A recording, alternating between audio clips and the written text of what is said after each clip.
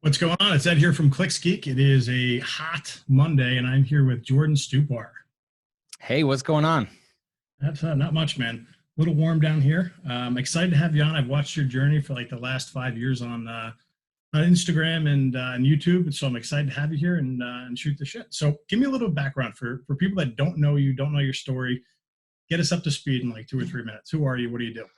So yeah, my name is Jordan Stupar. I'm a salesperson, quintessential salesperson. I love sales, and that sales journey, which I'm sure we'll probably discuss a couple of stories, has really led me to business ownership. And I currently am the co-owner, co-founder, and chief marketing officer for a company called Lead Revenue. I have started 5 businesses in the last 3 years. Have sold one of them. And just a normal everyday guy from Wisconsin trying to make something out of himself and really just kind of document the journey to help encourage or inspire anybody else that's trying to go out and live life on their own terms. And that's what I'm pretty passionate about doing. I like to have fun along the way, but I'm just really interested in learning more about business, more about sales, and being able to create value for as many people as I possibly can. Cool. I like that. So, I first came across you at probably in a Grant Cardone YouTube video. You were, I think, his top salesman there for a while. Can you give me a bit of background on how you got in there and what it was like working in that company? Yeah, totally. So in 2013, I was totally broke, completely in debt, and was making about 50 grand a year living in New York City. And I was just miserable. As if you've been to New York City, you know that 50 grand does not go very far. So where were you living in the city? Yeah, I was in Astoria, Queens, if you've ever been. Yep. And I was working in Brooklyn. Okay. And so when I was living there, I was absolutely miserable. As I just mentioned, I was completely broke and just literally woke up one day and had that like, why am I here moment? And I just remember kind of going back into work. I was the top salesperson there, but I was just completely capped out, couldn't make any more money. And I was just miserable. So I was scrolling through my phone, going through Twitter, and I'd seen a tweet from Grant Cardone saying, hey, this is your opportunity to shoot us a video to kind of win a position on a reality show called Whatever It Takes to Earn Your Dream Job with Grant Cardone. And I had never read one of his books, never really watched too many of his like YouTube videos. I just kind of knew this person was successful as sales was concerned. And so I shot over a video. They invited me down. I did a no call, no show, used some Southwest points to get down to Miami, ended up winning that show. And, 2 weeks later, ended up driving straight down from New York City all the way down to Miami, moving sight and scene into an apartment I'd never even looked at before in the middle of the ghetto. And I started working for Grant. And so over the course of about 3.5 years is about how long I worked there. I amassed a lot of success, some good followers as well, just through kind of showing that transformation pretty much from making, no money to making $500,000 a year in sales and really just taking full control of my life through financial success. And so that's kind of the backstory on how I ended up there. It was just a fluke, and I won a reality TV show, I guess. Awesome. What was the biggest deal you've ever gotten from cold calling? Was it there, or has it been post? Good question.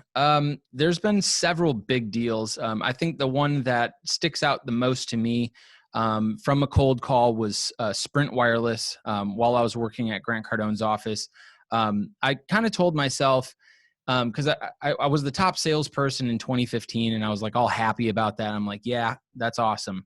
But how good am I really? I'm going to pick a Fortune 50 company and just make a decision to just infiltrate that business, that company, get all the way up to the top and see if I can earn myself a big contract with a well-known enterprise company like Sprint. And so Sprint at the time, I didn't know anybody there. I had no contacts. I had no idea who to reach out to.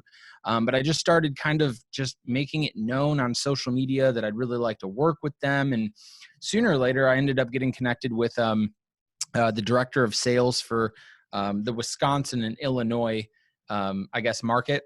And he kind of started putting me in touch with things, and we started doing some pilot deals, so on and so forth. But long story short, over the course of 2 years, I worked on this deal. I ended up getting a massive multi six-figure contract with them, ended up making well over $250,000 in commissions in just one felt swoop. So I kind of told myself too that if I did close a deal like that, I'd give myself permission to kind of take the risk of going out on my own, because what I was doing to get that deal worked. And so that was something that I could duplicate. And so, that was the largest deal that I've closed, at least with dollars and cents attached to it. And, recently selling my SaaS company, the CRM company, that for me would also kind of qualify as one of the bigger deals I've done. So, yeah. And then I think also what you said earlier before we start recording about who your new partners are. I think that's a hell of a sell in there as well. Oh, absolutely. I mean, it's just, it's bonkers to be able to meet people that have had that type of success selling their own company, private equity, and just getting a 9-figure check. I mean, those are the type of people that you always are looking to connect yourself with and be around. Most people don't get that opportunity because they're not really putting themselves out there, I think. And so they actually approached me based on my work ethic and the small amount of success I've been able to have. And we nurtured that relationship from both sides until it was time to open an LLC and start a business. That's awesome. Well, congrats on that. Talk to me about cold calling. Let's just dive into it. How do you cold call? Let me back up. Are you still cold calling to this day, or is your network building enough inbound leads that you don't necessarily need to? I'm in a unique position of being kind of right on the cusp of not having to cold call anymore. I do generate a lot of inbound opportunities through Instagram, Facebook, YouTube, blah, blah, blah. But at the exact same time, I totally understand that if you're utilizing that approach in sales, your income and the growth of your company or your business is reliant upon how many of those inbound opportunities come in. So you're not in full control of how fast you're able to grow, and you're not in control of who you actually do business with. Those people are in control of reaching out to you. So yes, absolutely. I still do cold calls. I still get lead lists, and I still just go down the list. So yes, I do still cold call, and I don't think I'll ever stop. I think that's it's not the most fun thing. It's not the sexiest thing, but it is the thing that puts me in control of my own destiny as a salesperson. Right. Yeah, it's you being aggressive as opposed to passive. So I definitely agree with that. 100%. Yeah, there's something to be said. Inbound is a glorious thing. Once leads are flowing in, excellent. They close so easy. They're beautiful to deal with. But there's something to be said for saying, I want this many deals this month, and going out and getting it via cold. So exactly. Absolutely. So walk me through a typical, like your cold calling process. How do you develop your list? How do you script? Do you script? Is it kind of, you're just, charismatic enough that you kind of wing it? Give me a little context as to what that's like. For sure. So as far as, gathering the list or the people that I'd be reaching out to, there's several tools out there. I really like some of the B2B tools. My favorite tool out there for anybody out there listening, looking for a way to generate leads or whatever, I really, really like a tool called leadfuse.com. Okay. They'll give you 25 leads for free on their website, so you can kind of play with the tool. What I can do for you, Ed, is shoot you a special link that I have that actually doubles those leads. Be helpful for your audience. They would end up getting 50 leads. I'm an affiliate for them, no big deal. But it's personally my favorite tool because you can get really granular on who you're reaching out to, so on and so forth. So that's what I like to use. And then as far as actually delivering the dialogue over the phone or whatever, when you're actually cold calling somebody, I have I guess a pretty unique approach insofar that I call it the five-step cold calling formula. Okay. Really, step one is pretty basic. I think everybody gets this automatically. What's your name? What company are you calling from? And, some type of reason for the call. I usually skip that reason for the call. I really enjoy asking people right off that, hey, Ed, it's Jordan over here at Lead Revenue. Did I catch you at a halfway decent time?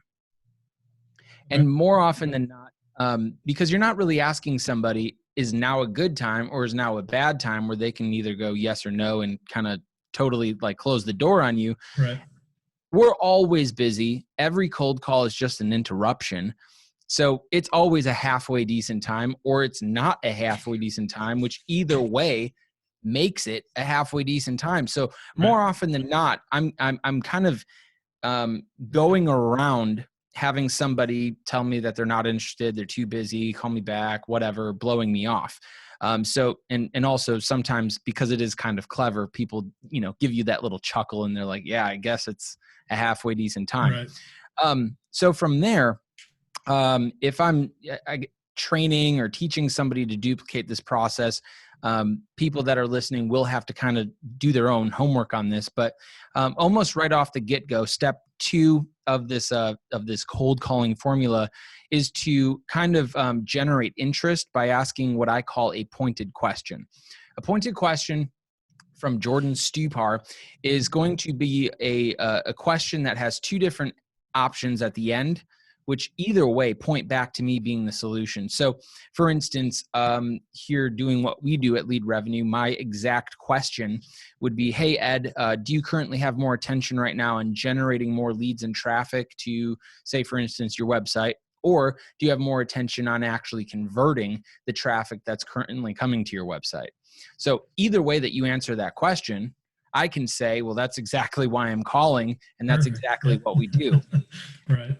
And then, step 3, 4, and 5 more or less could be condensed into one step. And that's just kind of generating additional interest by asking people how they're currently doing what they're doing. So if you tell me, yeah, I have more attention on driving more traffic, that's a great opportunity for me to say, awesome. How are you currently doing that? What do you like most about how you're currently doing that? What would you change about it if you possibly could? And it's usually through that series of questions where you start recognizing why you have a problem, how you have a problem, and how I might be able to actually solve it. So it's just a connection there of generating interest. And one of my also kind of favorite parts about asking this pointed question is that it allows me to illustrate or demonstrate that I have an understanding of your business and where your problems are without actually saying that, hey, you have an internet or, a traffic problem on your website. So it also increases my altitude on the phone call because it insinuates that I know something about your business, rather than just saying, would you like more leads to your website? Right. Which is one of those stupid questions, So that's kind of my approach. Okay. After doing it long enough, I do kind of wing it a little bit, but more or less that's the call. Got it. Okay. And how many calls, not how many calls do you make per day, but how many calls per day would you be like, if you didn't make that minimum number of calls, you'd be like, I'm an asshole. I'm not leaving the office today. Is it 100? What's that minimum? Like, all right, I can go home and have a beer. I did my part. Yeah. My rule of thumb really is 75 calls. Okay. I like dialing through a CRM or something like that, or something that can help track how much talk time I have as well. I would much rather have 4 phone calls and 5 hours of, meaningful talk time. Yep. But just from we're dialing, we're doing this thing today. 75 is kind of that bare minimum number where, like, if I didn't put up 75 calls, like, I feel like an idiot. Right. Got it. Okay. Out of those 75, how many are you looking to get into an appointment? So, generally, just for easy math, I would say for every 100 calls I make, I'm setting anywhere between, 3, maybe 4 appointments, Okay. just on average. And from there, you can really bank on 50% of demos scheduled to Yep. actually show. Show. Yeah. And then from there, my closing rate is somewhere between 40-50% of, demos that actually show. So, Okay. when I'm looking to, generate income and close sales, I can basically reverse engineer all of that back to maybe not 75 phone calls. Maybe I need to make 125 every day. So, Right. I think that's something that salespeople just don't do very often, is look at their numbers Good math. and Yep. then reverse engineer what their work ethic should actually look like. Right. That's a good point. Talk to me about the types of businesses that you're calling into right now. Are you calling the C-suite, a director of marketing? Are you hitting gatekeepers? Give me a little bit idea of who, just give me the lowdown of what your calling is like. Yeah. So I reach out to everybody and anybody that I believe has either a bunch of influence in getting a deal done, or the person that actually has the checkbook and the ability to sign a contract. So more often than not, I am reaching out to C-suites, business owners, decision makers. Of course, that comes along with getting through gatekeepers, of course, if you're cold calling. So yes, I have to deal with that every day. I think a lot of people don't like dealing with gatekeepers. I'm not the biggest fan of it. It's not like I sit here and get enjoyment from having to deal with Susie, the gatekeeper, but Right. there's no silver bullet to getting past the gatekeeper outside of the fact that the only thing you can really do is just be friends with them. I know that, if somebody's looking to contact, my dad, like, I'm a little protective of that. And it's kind of my job to make sure that if you're trying to, Right. reach out to my dad, that, when he does decide to spend time with you, that it's the right opportunity. And so the best thing that you can possibly do is become friends with me, so that I can say, oh yeah, here's my dad, or, I'll finally let you through. So, instead of asking for John, ask the gatekeeper, how their day is. Ask them what it's like working for John, so that you can start getting a little dialogue and start kind of nurturing a relationship with the gatekeeper, because sooner or later, gatekeeper is going to let you through. If you do that right. So I think just being consistent and not having a bad attitude. So many people get pissed off that they're like, oh man, Susie keeps on picking up the phone. Well, that's her job. Don't be mad at her for getting a paycheck every week to do her job. Right. And just be nice. So yeah, I have to deal with all those same things too. Yes, it's frustrating. But it's what you got to do. Got it. What size companies are you guys calling into now? It varies because we work with so many different industries. Last week we signed on a law firm, we signed on a pavement contractor, we signed on another immigration firm. So, I mean, we're all over the place. And I wouldn't honestly be able to give you an average size business, as many of their needs and some of the solutions that we provide just vary in size and scope of work. Okay, so you're generalized. How do you pick a niche? Like, you're boiling the ocean. How do you determine who you should spend your time with when you're making those cold calls? Good question. So what I like to do is I like to segment what industry I'm actually looking for based on the type of people that I like to communicate with, and the people that communicate best with me. I don't work well with very analytical number crunchers. I don't work very well with people that aren't good with changing the status quo or making updates or changing things. I work best with people that are very similar to me, obviously, where they make quicker decisions. They are happy to make changes as long as they see some type of benefit or solution. And so a lot of the people that I like to target, I know work in, for instance, with lead revenue. I love working with contractors because they're always looking for that next thing that they can use, that next tool. I like working with law firms. They're very busy. Most of what they do is very analytical. However, usually they're pretty casual, normal people. And so they like to get an edge as well. So I like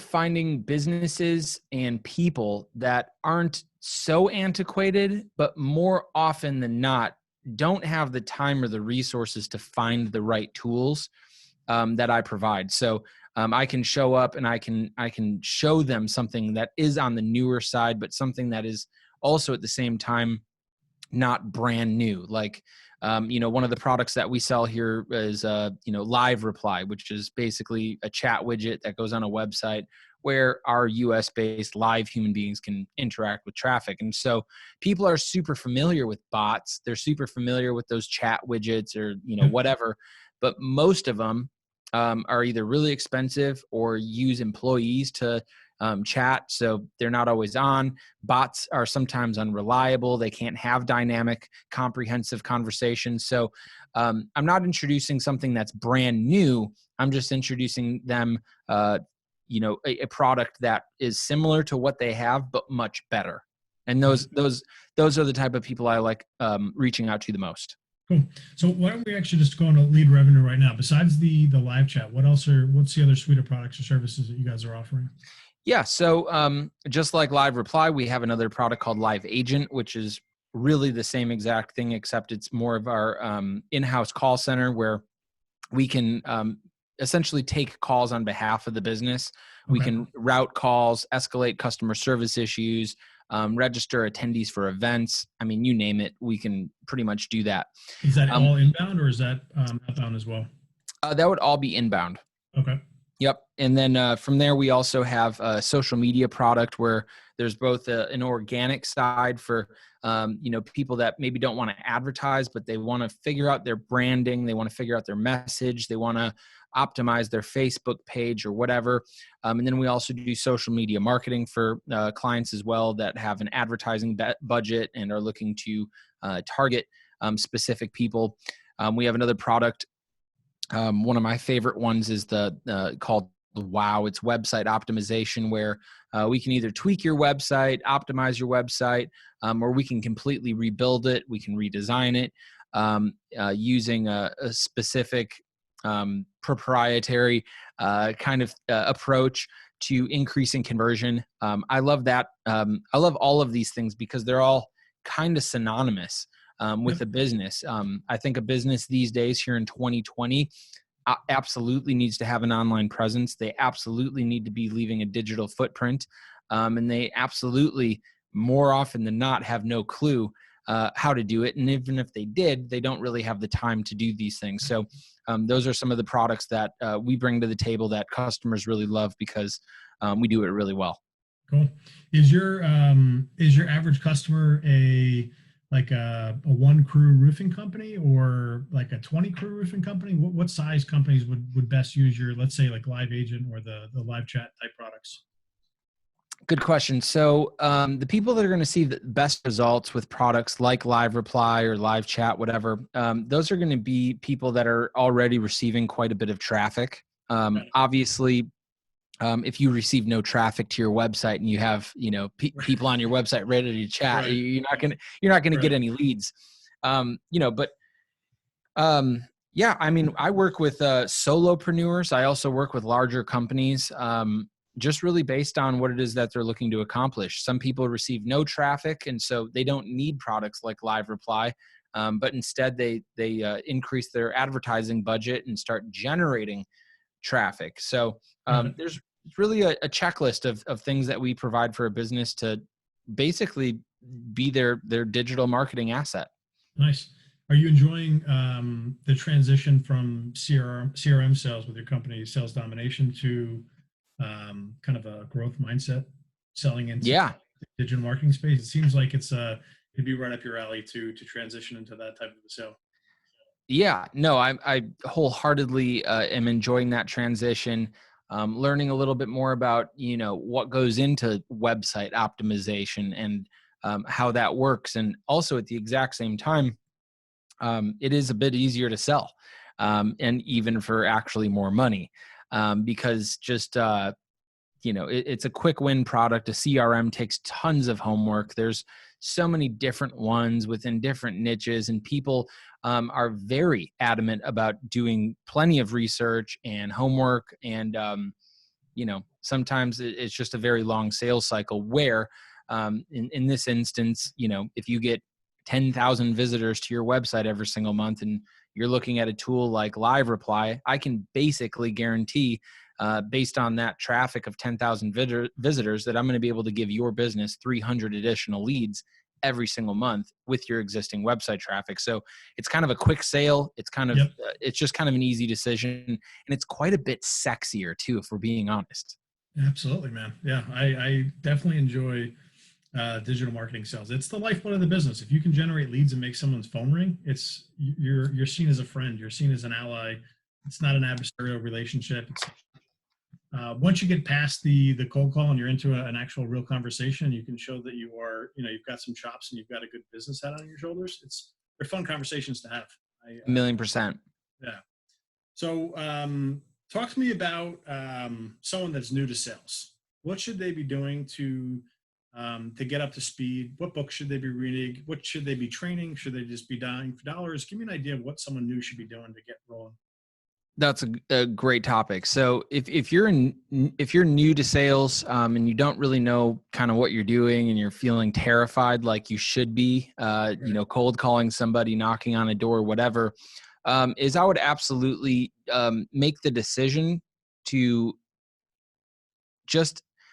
I'm just thinking back on my when I was in that stage, when I was going door to door. My mom personally told me every day, just knock one more door. And to develop that type of mentality, because it took me 2 weeks to get my very first sale door to door. I'm watching all these people make all this money and have success and they're crushing it, and I'm over here working and I'm just like, dude, this sucks. I'm not getting anything. And my mom, she just kind of started instilling in me that mentality of just knock one more door. And then sooner or later I got my first sale. It's like, heroin. I got addicted and I've been doing it ever since. Is your mom a business owner? No, she's just a church pastor. So, but she understands enough of what is required of you to, experience success in life. And that kind of transcends sales. But that's the first thing that I'd be doing if you're new to sales, is I would start developing that mentality of, look, you're not going to be amazing. You're not a natural. This isn't something you're just going to get lucky at. It's a skill that you sincerely have to develop. And it's something that you're going to have to realize is going to take a lot of mental discipline. From there, I would be getting my hands on as many different types of resources as I can to figure out what style is right for you. There's popular sales trainers out there that are very pushy. Let's just get this done. Lean hard on the pen. Third copy is yours. And there's people out there that are much more passive in their approach to selling people, and they don't tell people to lean on the pen, and they're there to just provide tons of value, so on and so forth. So figure out what style is right for you and what works best for your personality, because I can promise you might be attracted to the very pushy, in your face, high urgency sales approach, but it might not work well for your personality because you're just more of a passive person. You're a little bit more relaxed in your approach. So you may actually want to get different resources because at the end of the day, I could be the greatest salesperson of all time and tell people literally exactly what to do. Here's A, B, C, and D. Just do that. But it doesn't fit your personality. It doesn't fit who you are as a person. And so it's not going to be as effective for you as it is for me. And so that's one of the skin crawl. That's the that's the litmus test for me. Yeah. And so I think, just get your hands on as many resources as you can. There is not a silver bullet in sales. There's not a do this or you're going to suck. You just have to go out there and kind of figure out what you vibe with. What's your style? My style is, I used to be called at Grant's office, they used to call me the smooth operator. I like to apply a little bit of pressure.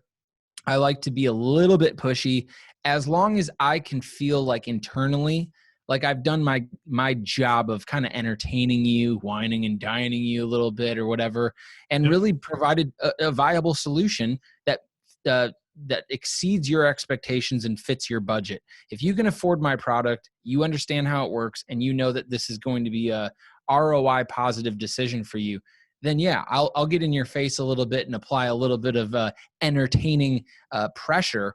But I'm absolutely not the hard hitting, like, you know, just lean on the pen and sign. You know, I'm not really that style. I like to think that, 75% of what I do as a salesperson is just entertainment anyway. So anytime that I can get somebody to smile, laugh, come to their own conclusion that what I'm selling to them is the right fit for them, I shouldn't have to ask for the deal. They should be asking to do business with me. Right. And that's a little bit of my style. Cool. I like that. A lot of what you just mentioned comes with asking good questions and qualifying. Yep. Go through, what your thoughts are on how to qualify somebody, and how to, more importantly, how to disqualify somebody. Figuring out who you don't want to do business or who's not a good fit, I think is just as important. And you kind of that. Yeah. So, when I started really experiencing success as a salesperson, it was really the day after I grabbed a legal pad and I wrote down 50 questions that I could kind of ask at any time, because I think we've all been there as salespeople where you're kind of in your pitch or your, dialogue with somebody and you kind of just like run out of stuff to say. Right. You're like just waiting for somebody to be like, yeah, well, here's my credit card, but that never happens. Right. So I wrote down 50 questions that I could kind of just like pop in anytime that I got lost or things kind of got stale. Examples? Yeah. A lot of the questions that I like to ask are pretty general, but also specific enough to merit a good answer. What you really want to do with questions is think about the questions you can ask that aren't so close-ended with like a yes or a no or maybe or whatever.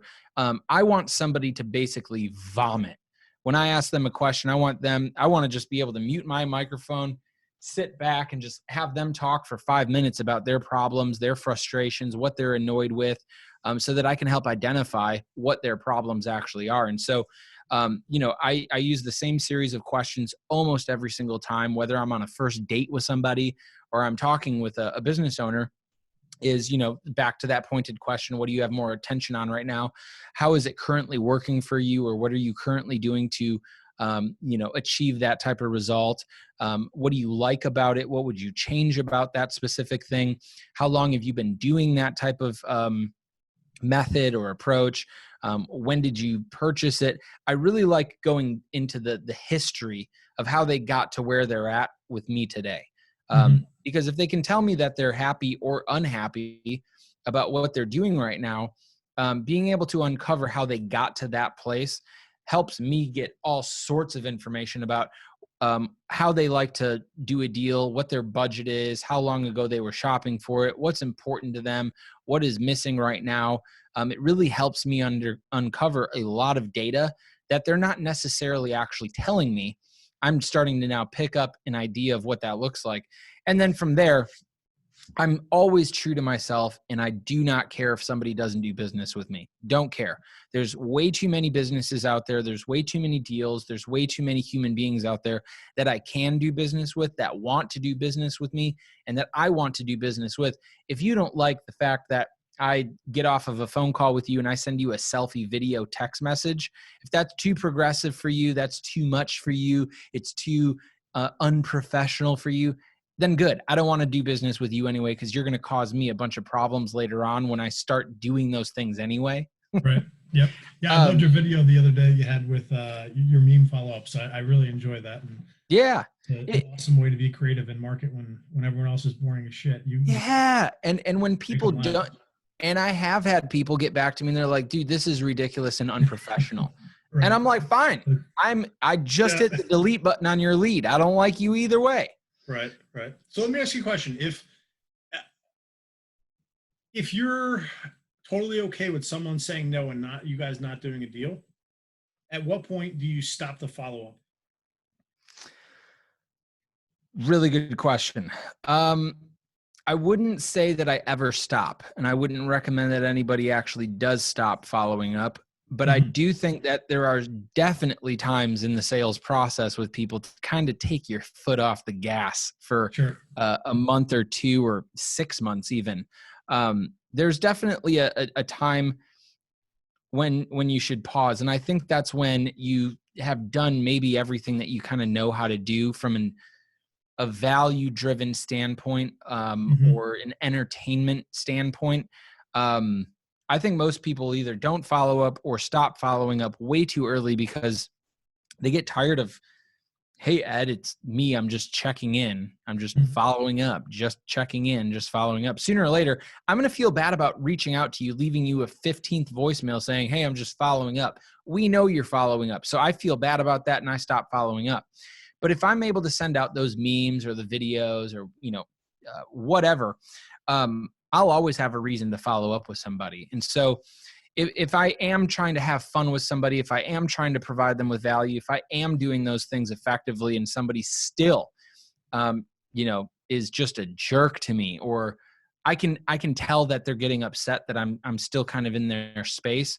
That's where I'll let off the gas for a little while. But I don't think anybody should ever stop following up as long as you're able to figure out a way to provide somebody with some value, some entertainment, a laugh, whatever. I got one for you in terms of qualifying and closing. If someone doesn't close, if you're at 40 or 50% close rate and someone doesn't close, what are you typically thinking or seeing as the reason they didn't close? And is that your fault for not qualifying earlier in the conversation, that it squeezed out the back? Give me some context around that. Because like, if you're qualifying hard enough, then they shouldn't be leaving because of XYZ reason. Give me a little context around that. Does that even make sense? Yeah, it makes perfect sense. So really often salespeople and business professionals aren't going to get a deal closed. Obviously, None of us are the 100% closer club, but I think more often than not, people spend time on the objections that they hear, not the ones that they don't hear. And I'll explain. Most people think that they're not getting a contract back or a deal done because their pricing wasn't competitive enough, or somebody had a better price. They think that maybe if we had a shorter contract, somebody would do something with us. They think maybe if they truly do get to talk to their, vice president or whatever, that they could, then get a deal. Because those are usually the things that are explained over the phone or in person during the sales process. The problem is that while most salespeople are reacting to those types of conversations or objections, what they should be focusing on are the unspoken objections and the real reasons why people may not be pulling the trigger. I'll give you an example. I was selling a deal to a person that was in Texas. They had a big accounting firm that I was selling a contract to. And he told me on the phone, I need to talk to my VP. He's been in this business way longer than I have. I'm actually the original owner's son, kind of now taking the, taking control of the company or whatever. And so I want to get his feedback on this before I actually sign this deal. And so I understood that that's a very valid point. He probably does want some feedback from somebody that is in his business. So I decided to play along, and I told him that, when it comes time for me to make decisions too, if I do have the opportunity to talk to my VP or somebody that's more experienced, I love to get their feedback, and obviously wouldn't really end up doing anything that, they told me or advised me not to do. And so I just asked, and I said, after you speak with that specific owner or whatever, or the VP, and they say no, what would happen? He says, I'd probably, maybe do this. And I said, let me tell you what, I guarantee that you don't have to talk to your VP.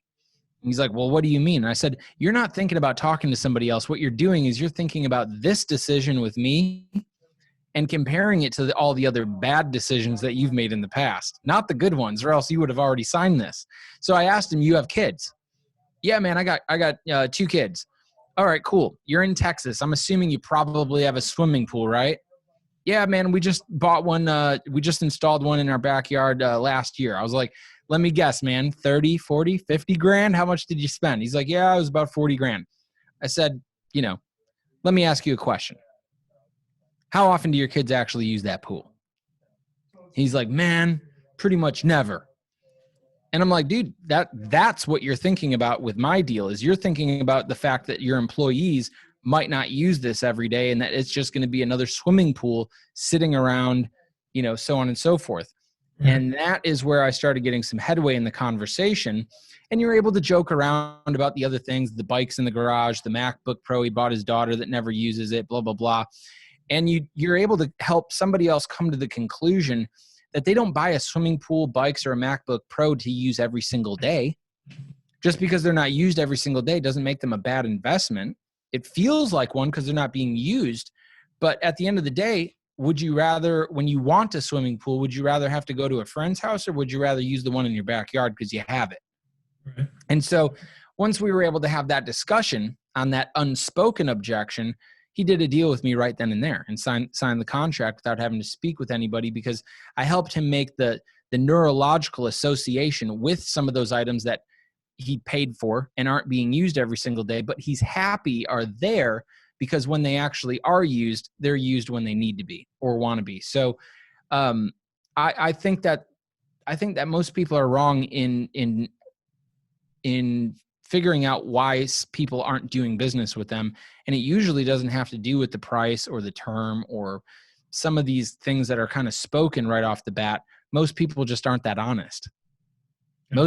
Most people are pretty dishonest. They aren't telling you that main reason why they're not making a purchase. I have an old friend of mine that's very successful, but he's in a tiny little town. Like there's like 1,000 people in this town, and most people aren't very wealthy there. He is, and he can more than afford a Lamborghini. And he told me the reason he hasn't bought this Lamborghini is because he would be really self-conscious about how other people would think or see him driving around in a $400,000 sports car.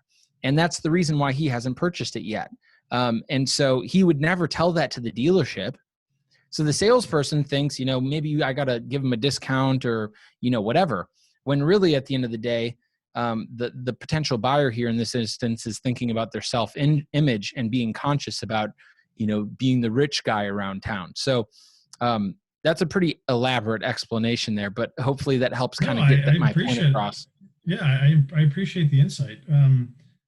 How often is it that versus they just don't have money and don't want to say it, or they might be looking at a competitor? When you go through the potential objections to a close, what are you seeing as is it their own past fuck ups that are screwing the deal, or is it budget constraints? Is it other vendors? Is it internal strife within the company? What else are you seeing, and what's most common that you're working through? So those are all viable reasons why people may not do business with you. Sometimes people are just looking for the best price. So you got to kind of figure out a little bit how much of a commodity your product or your service is. If it, insurance, I'm going to get the same insurance from somebody and coverage, my premium is going to be different. So I am looking for the cheapest, health or life insurance, whatever, because it's a total commodity. Same with gas prices. But as far as most of the products that I've sold, I don't think that price is the main reason. Obviously, of course, there are people that can either afford my products, and there's people that can't. I wouldn't expect people that can't, purchase or afford my products to actually do business with me. That's a very viable reason why somebody wouldn't buy. At the exact same time, there's ways around that and getting, to the bottom of that. I like giving the price of my products first thing on the phone call, because you could automatically have sticker shock and be like, dude, what? This is $1,000 a month thing? You're like the third person recently that I've interviewed that has said that. And I so much more, and that's how I roll as well. I appreciate it. Gets it out of the way early, so there's not this drawn out thing. You get to the price and it's so far off the table that it's not like, why did you just waste the hour? So right. It's disrespectful. Yeah, to both parties. To both parties. And if everything is kind of a ballpark, I would at least provide people with some type of ballpark up front in the conversation to let them know, hey, this is a $50,000 conversation, or this is a $5 million conversation based on a few things. But that's kind of, because if somebody can't afford my product, I don't want to waste my time, and I sure don't want to waste theirs looking at something that they can't afford. So, yes, that's there. I also think that there's plenty of reasons why specific types of people don't want to move forward with something or change the status quo because they don't want to look dumb in front of their team. I know that happens all the time to executives, to vice presidents that you're selling. they might actually love your product, but what is my boss going to think of me if this fails? Or what is my team going to think when they switch the CRM? Because I was just going to say that had to have been a big objection in the series. oh, it was massive. Our team doesn't even use what we have right now, where they just started learning it. It's going to be a long learning process again. We don't want to do that. So I think one of the most important thing that salespeople can do is really, really, really sit down and think about what are the real reasons why people aren't doing business with you. Is it because they don't want to train their team again on how to use the CRM? Well, you need to initiate that in your pitch somewhere to let that person know that that's something that you guys have handled. We have a specific documented thing, or we have onboarding, or we have whatever, so that they can acknowledge the fact that you already know that they're thinking that. Got it. Okay. Where should people be learning from in terms of sales? Who's the best sales trainer around these days? What courses should they be taking if they're beginner to intermediate or advanced and just still looking to get better and hone the craft? Where should they be learning? You know what? I'm not going to lie. And I've been trying to get myself to not say these things for a while, but I will say this, is that the whole sales trainer thing, I can't stand the terminology. There's a lot of big name sales trainers out there. I don't think sales training is the thing that most people need. I think what they need is a sales teacher. Training is going to teach you how to do something based on repetition. Mm-hmm. So even if it's the wrong thing, that's the thing that you know how to do. Right. A teacher is going to be able to tell you the difference between this technique or this approach and this one, and when you should be pulling what lever, right. So that you can be more autonomous in your approach as a salesperson. So, there's several books out there. I really like taking pieces from lots of folks as I have developed my own skills. I really like Jordan Belfort, but at the exact same time, I think that he can be a little bit over the top in his approach. There was things that I liked that Grant did, but there was a lot of things that just didn't mesh with me. Most of it, in fact, ironically. There's people out there like Brad Lee. I love Brad. I love his approach. I think that he could possibly be the greatest of all time. But at the exact same time, I know, and Brad's not going to tell you, that his ability and his approach in sales is not duplicatable. I can't pick it up. You can't pick it up. It doesn't matter how many times I try to tell Brad Lee's jokes. I'm never going to tell Brad Lee's jokes better than Brad Lee. He's oozing charisma and he's fast-witted, so it's just for everybody. It's not duplicatable. Right. So if I had to give people a real recommendation of a resource where they can get some real information, is my YouTube channel. Right. I think that I'm not trying to talk about topics. I'm not trying to talk about theory. I want to skip here's why I'm sending a meme and just show people how to send a meme, because that's duplicatable. That's something that they can literally take to the bank today. They can learn how to send out a selfie video and what it would look like. They can learn, the 50 questions or whatever. And so I think that I provide a very valuable and free resource on my YouTube channel. But there's your Instagram the same way. Sure. That same content does get repurposed. Yeah. I don't know if I'm, the greatest ever or whatever, but I know for sure that when it comes to sales, I know what works. I know what doesn't. I know what's old. I know what should be used these days. So I would recommend doing that, unless, of course, you want to go through everybody else's courses. You want to read all those books and spend all that time.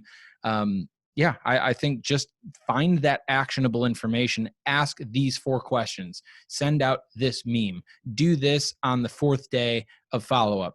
I think that's what people really enjoy about my approach to not training. I'm not trying to get you to just do things over and over again. Yes, sir. Yes, ma'am. Blah, blah, blah. I just want to give you something that's literally copy and paste. Oh my gosh, I closed a deal. Copy and paste. Oh my gosh, I closed a deal. That's my approach, and that's what I really like about how I like to deliver, my sales knowledge, or whatever you want to call it. That's awesome. I like that. All right, what should we end with? What do you want to leave the audience with? Any final tips, any strategies, point them to any direction? I would say my final tip would be, I mean, there's so many. I don't know. What do you think would be the greatest tip that I could leave? Because my head is going all over the place, from keeping a full pipeline to following up but I'm a believer in just pick up the damn phone. Yeah. And always keep a pipeline, and know that if one deal closes, knock 10 of those out of your pipeline, and you just got to keep replenishing the pipeline, or that's it. No. That's it. Work your pay plan, I think, is probably the best advice I can give. Everybody's pay plan is kind of different, but kind of similar at the same time. And work your damn pay plan and scale your ability to make money. If you're working at a sales job like I was in New York City, where you're just kind of capped, don't work there because you're capped. Find yourself an opportunity where, you can start experiencing explosive growth in terms of commission and in terms of sales based on, who you do business with, who does business with you, and just work your pay plan. Don't be lazy, and understand that, look, if you're in sales and you're full-time and you're not taking home at least $10,000 a month, you need to reconsider what you're doing, because as a salesperson, you need to be grinding every single day. From the moment you wake up till you go to bed, you should be on emails, text messages. You should be making calls. You should be leveraging social media. You should be branding yourself. You should be getting the word out. You should be boiling the water, as you said. And putting that much effort into something just isn't worth it unless you're getting really well compensated for it. So just get your head on straight and understand that this whole sales thing, it's not just a job. This is a real lucrative career.